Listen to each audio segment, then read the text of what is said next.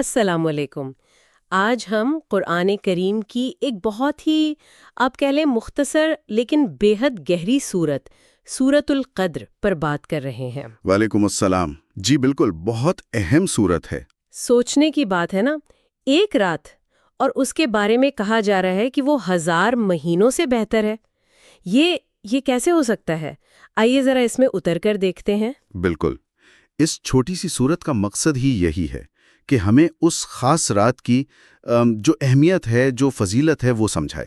اور شروعات ہی دیکھیں کتنی زبردست ہے اس اعلان سے کہ قرآن اسی رات اترا۔ انا انزلناہ فی لیلۃ القدر۔ جی، بے شک ہم نے اسے شب قدر میں نازل کیا۔ یہ اپنے آپ میں ہی اتنی بڑی بات ہے۔ اللہ کا آخری کلام اسی رات زمین پر آنا شروع ہوا۔ اور پھر فوراً ہی وہ سوال، وما ادراک ما لیلۃ القدر، اور تم کیا جانو کہ شب قدر کیا ہے؟ یہ سوال۔ ہاں، یہ سوال ہی اصل میں اس رات کی عظمت کو اور شاید ہماری سمجھ کی جو حدیں ہیں نا، ان کو ظاہر کرتا ہے۔ صحیح۔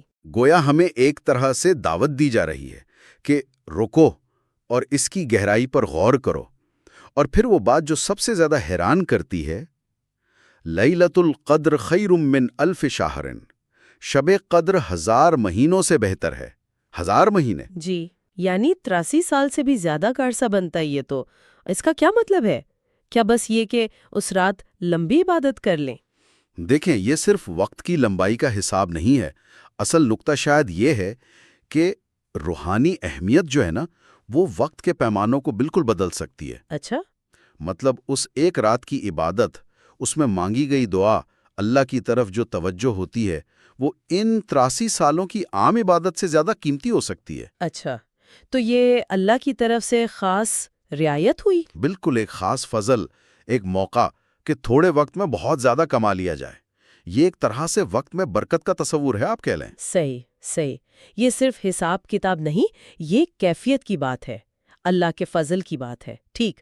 اچھا، پھر آگے ذکر ہے فرشتوں اور روح کے اترنے کا۔ جی، تنزل الملائکۃ والروح فیہا بإذن ربہم من کل امر۔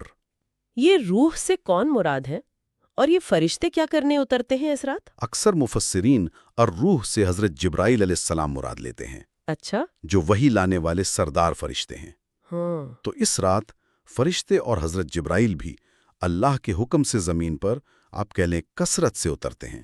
کثرت سے؟ جی، اور وہ من کل امر، یعنی ہر کام یا ہر فیصلے کے ساتھ اترتے ہیں۔ ہر فیصلے سے کیا مراد ہے؟ اس سے مراد اکثر یہ لی جاتی ہے کہ اگلے سال تک ہونے والے دنیا کے معاملات، تقدیر کے فیصلے، رحمتیں، برکتیں، ان سب چیزوں کے ساتھ فرشتے اترتے ہیں۔ اچھا، یعنی یہ رات آنے والے سال کے لیے ایک طرح کا کہہ لیں نقشہ بننے کی رات بھی ہے۔ کچھ ایسا ہی سمجھ لیں۔ یہ آسمان اور زمین کے درمیان ایک خاص رابطے اور سرگرمی کی رات ہے۔ ایک غیر معمولی روحانی ماحول ہوتا ہر طرف۔ کمال ہے، یعنی یہ صرف ہماری عبادت کی رات نہیں بلکہ کائناتی سطح پر بھی اہم فیصلے ہو رہے ہیں، رحمتیں اتر رہی ہیں۔ یہ تو بہت گہری بات ہے۔ جی ہاں، بالکل۔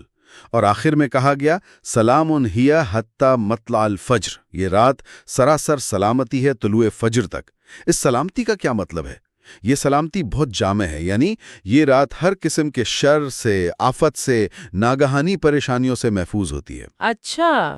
اس میں ایک روحانی سکون ہوتا ہے، دلوں پر ایک اطمینان سا اترتا ہے، اور اللہ کی خاص رحمت اور حفاظت وہ فجر طلوع ہونے تک مسلسل جاری رہتی ہے۔ یہ مکمل خیر اور امن کا وقت ہے۔ تو خلاصہ اگر کریں، سورۃ القدر ہمیں بتا رہی ہے کہ یہ رات قرآن کے نزول کی وجہ سے بہت خاص ہے۔ جی، اس کی قدر و قیمت 83 سالوں سے زیادہ ہے۔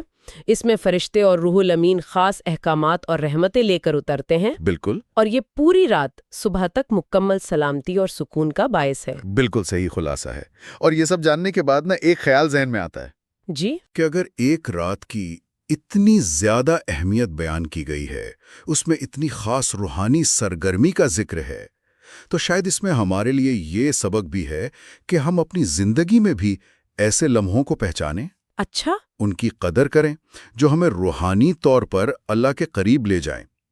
کیا ہماری زندگی میں بھی ایسی قدر والی گھڑیاں یا لمحات آتے ہیں جنہیں ہم اکثر شاید نظر انداز کر دیتے ہیں؟ یہ سوچنے کی بات ہے نا؟ واقعی یہ ایک بہت گہرا نقطہ ہے۔ بہت شکریہ۔ بہت شکریہ۔